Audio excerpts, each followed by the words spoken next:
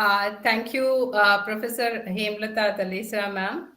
I'm really humbled and honored by the words of Dr. Glenn Martin and Phyllis Turk, and Professor Vasif is also there, and his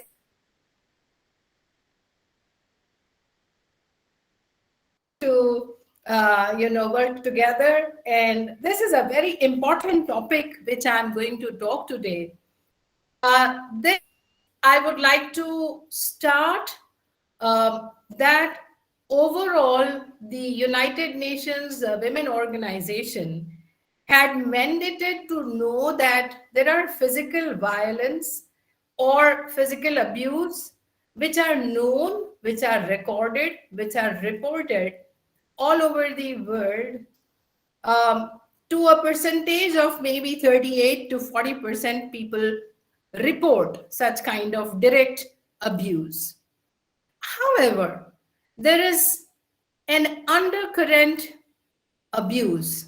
There is something which goes day in, day out in the lives of women across the globe, and many men, many kids, many children also. They are not, separated by the gender on this issue.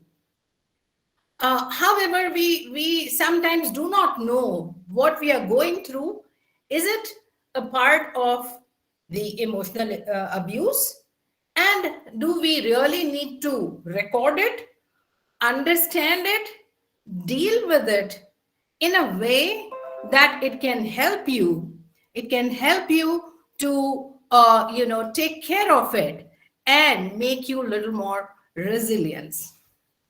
With the resilient mind and body, it gives you much better spirit to be positive, to stay positive, and to overcome certain things which you may not be even realizing what may be the cause of your anxiety, cause of your fear, cause of your low self-confidence, and how and when it creeps into the lives of our people, especially women, but in general, any human being can become the victim of the emotional abuse. So today I'm going to speak about most normal emotional abuse around us.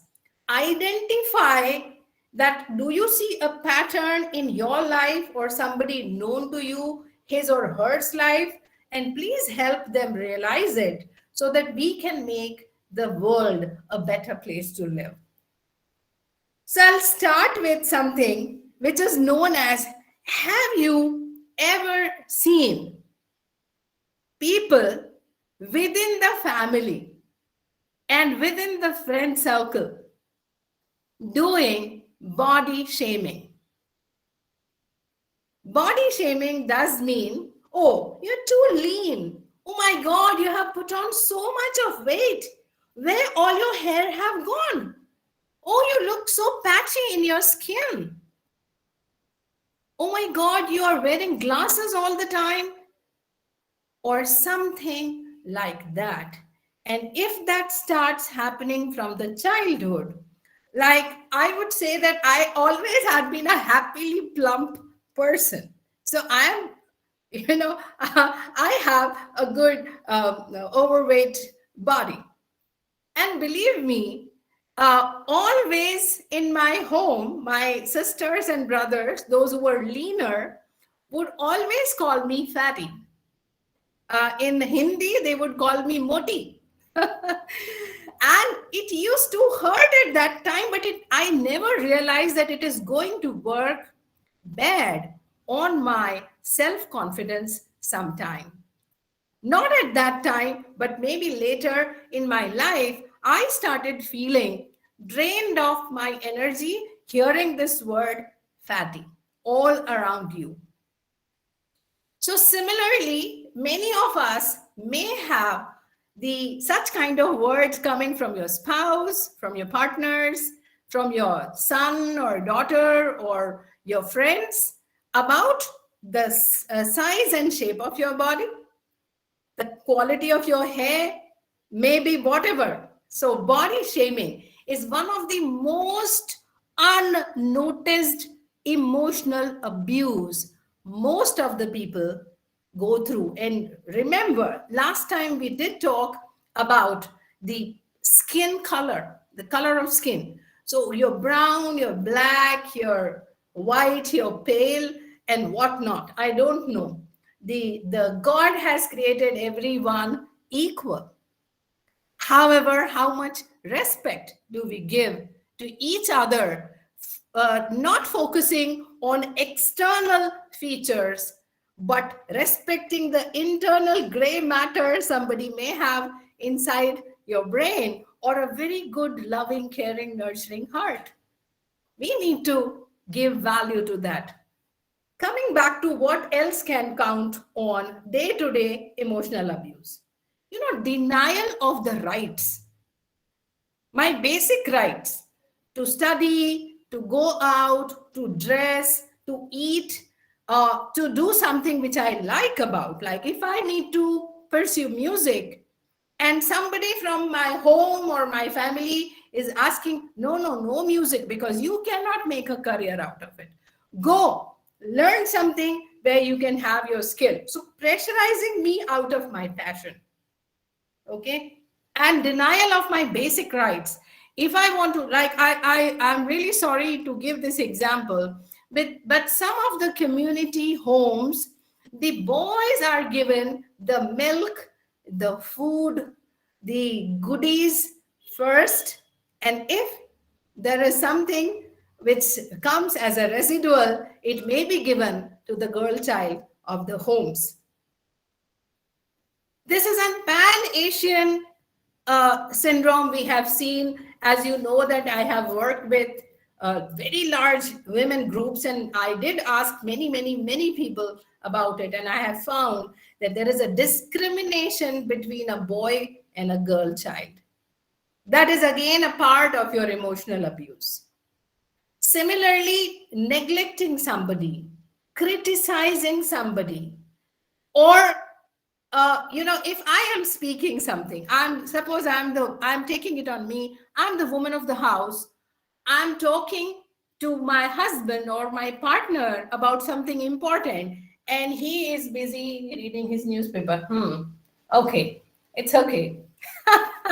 Now see, he is listening, he is rather hearing, not listening, not paying attention. I am telling something important, how I'm feeling about it, something which has gone wrong to me. I want to share that. And somebody is busy avoiding. It's okay. You always cry and crib. Sit there. If somebody talks like that, not paying attention to what you are speaking, it's so important. The inclusion in our talks. In the family time, we need to be respecting each other's, spaces, as well as when somebody speaks, we must give our ear, our attention, our mind and heart should be there so that if the need be, we can support. I've seen many people yell when they get irritated, when they have something as aggression coming to them. They can throw things, they can throw the papers, they can yell, they can scream on anybody to whom they feel they can show this emotion. Mostly I have seen that domestic violence starts at this point of having the difference of opinion and not being able to adjust or to walk out of that painful relationship. And people start screaming, yelling, hitting, and even sometimes more barbaric things may happen when you can hit somebody very hard and even somebody can murder. So those things come into the physical violence, but the initial startup part of yelling at each other, throwing things at each other, those things are very, very primitive signs where we must know that these signatures, these symbols, we need to identify and cure it there preventing is always better than cure. It's so, so, so very important. I'm also telling that how people doubt each other. So the credibility, checking on the phones in the era of in the era of digitization. Whom am I talking at the night? Somebody is checking my phone once I'm in the bathroom. Or somebody is checking your son's or your daughter's messages, or going to their Facebook pages and seeing their friends list. You know, you are invading the privacy of a person. You're invading into the lives where somebody do not want you to be hanging in there, and you still want to intrude. You really want to get into their lives. It is okay to talk and say that, can I see it? Take permission, then it is okay. But if you do not, then please, these kind of behaviors, doubting the integrity, honesty, or doubting about the peripheries of numbers of friends you may have, or whom are you talking, what kind of text you are doing, those things is stalking. It is called as cyber stalking, online stalking, social media stalking, which is also called as a part of emotional abuse. Remember that I was doing a project with UN Women about identifying the emotional abuse signs. And that is where, I got all these important points to discuss about. Sometimes you try to manipulate something to take a favor from a person. Like if I want to take a special favor from you, I would say gaga over it. I would be praising you like anything. Oh my God, you're looking so good. Oh my God, you are so nice. And the moment the work is done, you say, oh, I don't know you. I don't recognize you. Who are you? Immediately the tables turn. So people may take undue advantage of you. So I always say, when somebody talks to you too sweetly, please try to understand the motive behind it. Why is somebody too sweet to you more than the usual sweetness? It is important to know if somebody is more than the usual sweetness, you must identify, is there any ulterior motive behind it? Because then if you get into that loop, later you may feel cheated, you may feel used or abused. So please be aware that if somebody is too sweet, try to see why somebody is being too sweet. Is it a normal thing or something abnormal there? Prem Rat Mehta has raised hand. Do you have any question? Or you just wanted to say hello? Okay, so I'm going ahead. Similarly, talking with sarcasm. This is a very important part of emotional abuse, talking with sarcasm. Now, what is sarcasm? The taunt, what we call, or if I may use the Hindi word, ताने मारना. ऐसे ताने मारना या इस तरह से बात करना जहां पे आपको बात जाके सीधे दिल पे लगे. It hurts you because the sarcasm, the hidden intention of something may be hitting you hard. Suppose I wear a pink lipstick today, and today you're wearing a pink.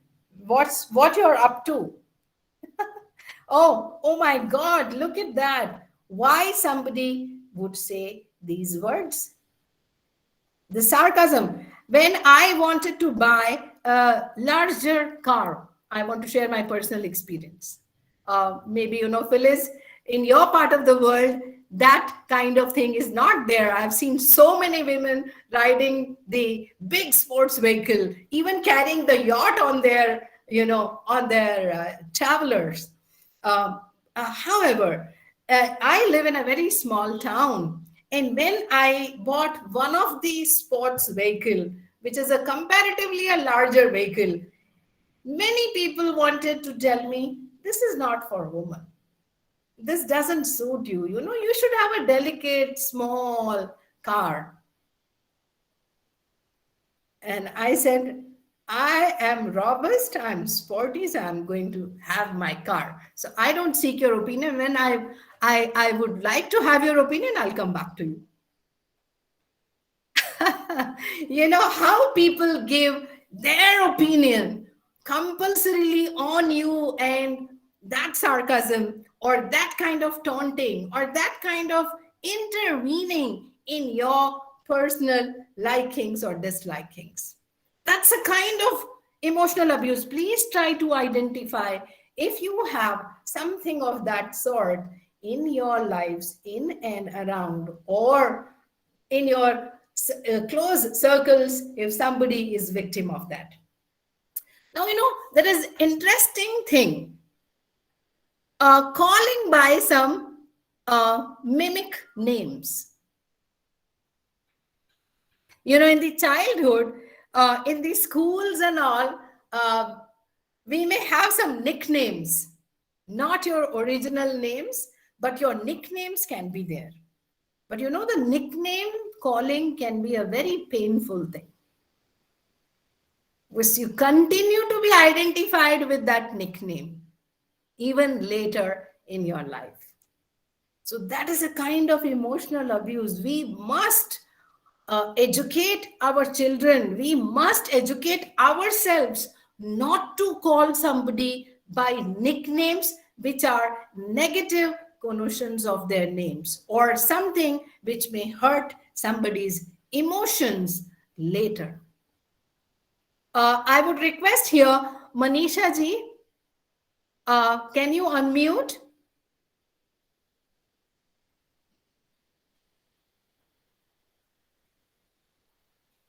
No? Can you already unmute? Okay, you are now. So yes. Please tell me, have you ever heard nicknames of people which are not very good in terms of, a healthy way of calling somebody?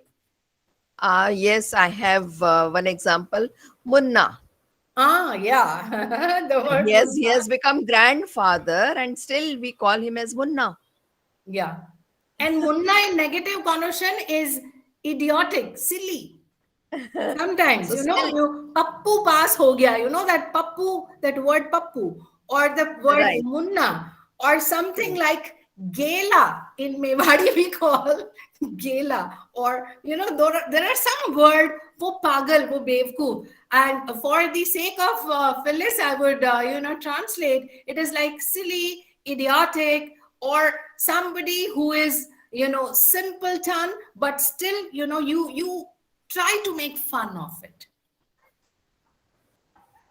That counts. If you continue to hear those words about you, somewhere it enters your mind and it affects you so badly that you start hating that word. If somebody even tells that word, you start hating. Hey, this is not the right word for you. You may get irritated. That irritation is coming from the childhood bad memories, or maybe from within the family, or somewhere it is coming up, and it hurts you so much. We do not realize in, day out events of our life that small such incidents may create a big impact on our psyche, on our mind, on our emotional makeup. And sometimes it may be so much hurting. I remember one of a person who was always underweight. Always underweight. He went to work in a different place. And there again, everybody started telling him about his being too lean, too, bony a person, too skinny a person. And people would make, you are looking like your clothes are hung on the hanger. So you look like that, they would call. Suddenly, we started noticing the person a little, better and better and better. And sometimes I felt that this is not natural. The person is looking unusually abnormal. And because he was a very closely known person, I made him sit, talk to me a little longer. And then he told what broke my heart. He used to wear 7 to 8 layers of clothes so that he can look a little better than what his body mass was. And a place where he was working, it was a warm place, and it was so much of trouble for this man to be wearing those 5 to 6 to 7 layers of cotton clothes, which would make him look a little bulkier. Very sad state of affairs. And then I had to counsel him. I had to bring him back to his normal. And it took me a while. And he even told that he has many a times felt that he should end his life because he's not worth even getting married because of his body type. How a small, everywhere, if you hear the same thing, he's a skinny or a bony person, how deeply it can hurt somebody. And how unknowingly we may hurt somebody. It may be just a flip of a second to make fun of somebody, but however deep it can hurt, we should be aware about it. Again, I want to say that, trying to assassinate the character. When you want to demean somebody, insult somebody, when you want to pull somebody down, start speaking behind the person of what he or she is not. Somebody is very proudy, somebody is very arrogant, somebody is this, somebody is that, and you start making a kind of a story when you want to pull down. You're not directly doing it, but everybody related to me is being told, how am I? Then what happens? I'm trying to create a kind of spiral around me. If I am the target, somebody is trying to create a spiral around me and easily assassinating my character, my being. My true being is being questioned by wrong feeding of somebody who doesn't like me, who doesn't want to work with me, or doesn't want me to grow or glow or shine like a star. It happens. I have seen that character assassination is even done by life partners, by husband or wife or your partner or your best friend. Easy victimization is possible. We may not sometimes even realize. However, if this happens, then you are in a big loop of distress. Similarly, deciding on your behalf. Okay, like I'll give you one example. One of my friend is a theater artist. She works in drama, stage artist she is. And she is also a part of a music band. And her husband commits many programs on her behalf without even asking her. Now, I'm telling you about tomorrow. She has 7 programs, out of which only 1 she has confirmed. 6 programs have been confirmed by the husband without even knowing that how is she going to adjust those 7 programs in one day. I understand the times are different from morning till evening, the different spreads are there.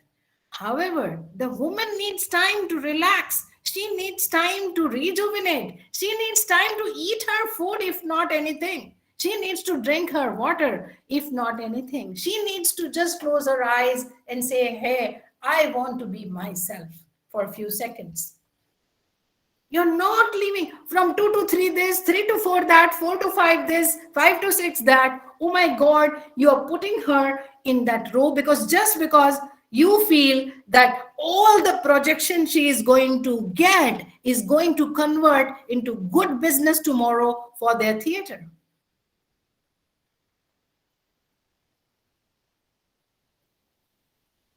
Good for business, but is it good for the person? Did you even ask how strained you feel, how much it is draining your energy?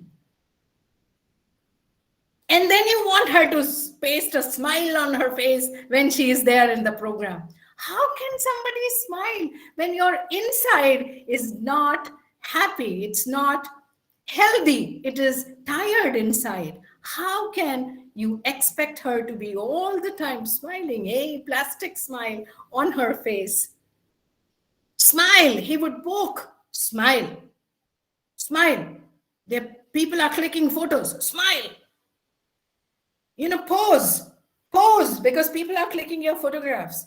Oh my God, let her have her drooping shoulders for a second.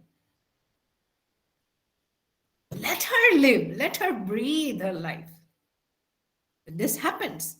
And she was not realizing it for a long time. But today when she called, she actually cried out loud to me asking my help.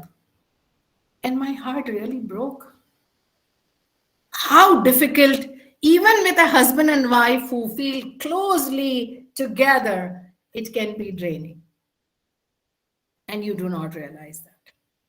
Similarly, I would again give some examples where one of my friends, when she started earning, she started making her career. The husband immediately has asked her to be the co-signatory in the bank.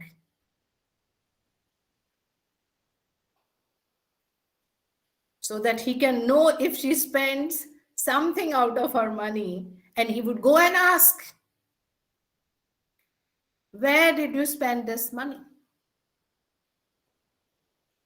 Believe me, this is happening. I'm a counselor and I get so many cases. Why did you buy a rupee 5,000 dress? And the lady said, bloody hell, I'm earning lakhs of rupees. I'm earning in millions of dollars. And if I spend $5,000 on something or 5,000 rupees on something, it is my earning, I'm spending on me. So, even that kind of financial controls, tax controls, investment controls, and other kind of controls. Those things. Like I'll give one example from another case. Today also, Madam Sarama Chandi is there. She is also from Kerala. And in Kerala, still many people, including my family, we believe that home cooked food is the best in the world. Every scientist proves that. Home cooked fresh food is the best. Now, suppose if I am busy, can't I order something from outside? Is it going to end your world today if I do not cook? And if I am unable to cook, why not my husband go and cook? I believe if Phyllis is busy, would Martin go and do something or buy something from outside? It is possible, but in this part of the world, it is considered to be derogatory to be entering into the kitchen even now in certain families by males.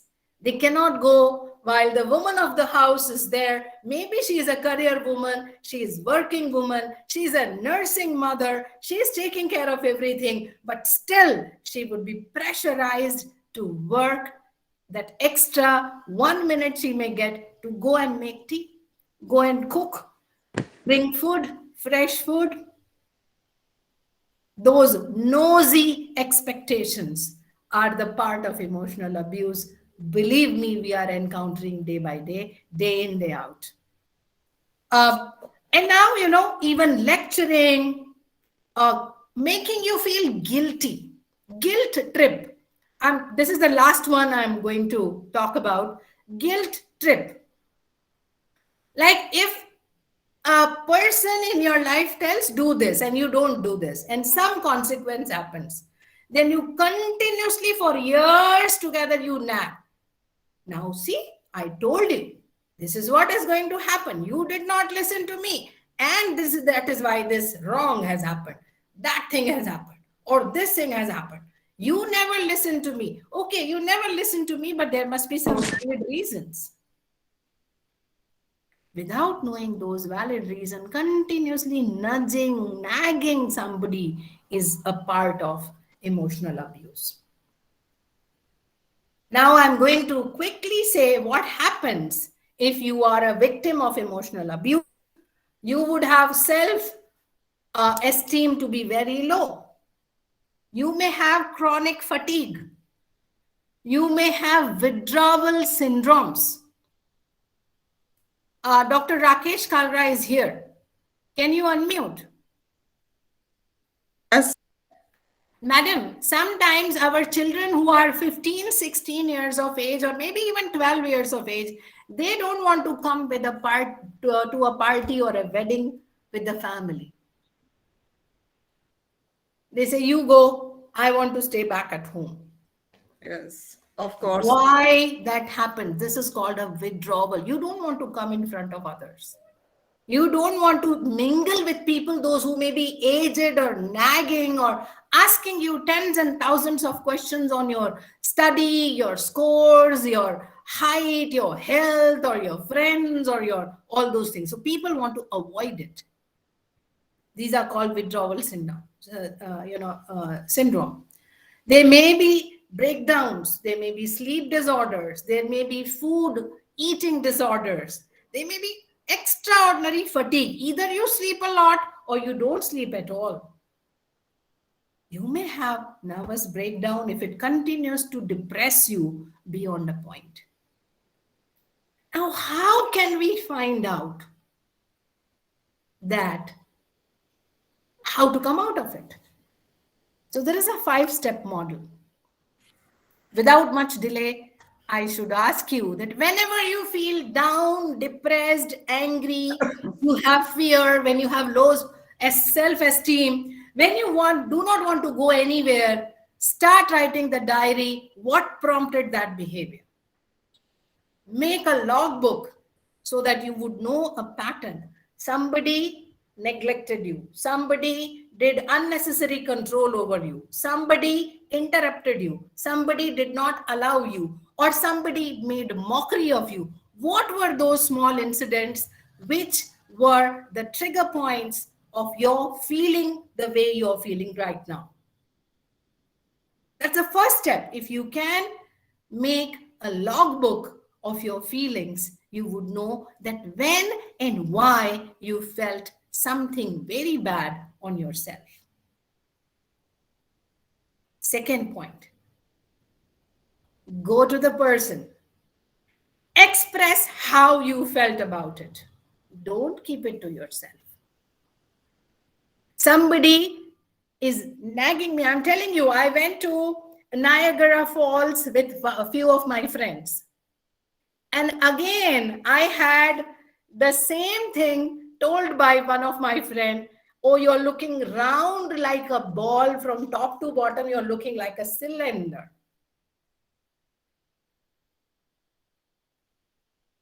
And I walked up to the person and I said, look here. I'm born this way. I love my body. I love the way I look. And also, Nobody given a choice in this world would look the way they are. Everybody has got a dream body. Everybody would like to be, somebody Arnold Schwarzenegger, or maybe, somebody like Jennifer Lopez, or maybe something else, some big bodies you may like.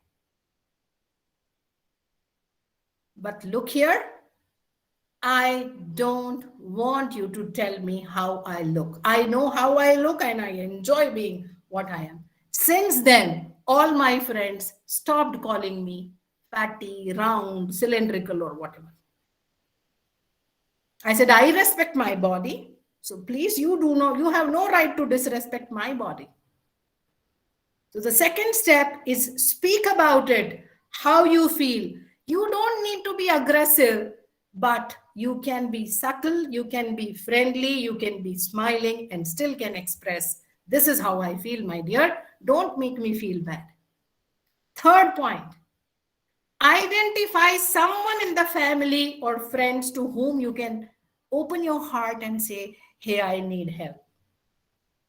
I'm feeling depressed. I'm feeling sad. I'm feeling alone. I want to open up my mind to you. I want to unwind. Find some person to whom you can openly discuss. Believe me, the fourth step is say no and heal yourself.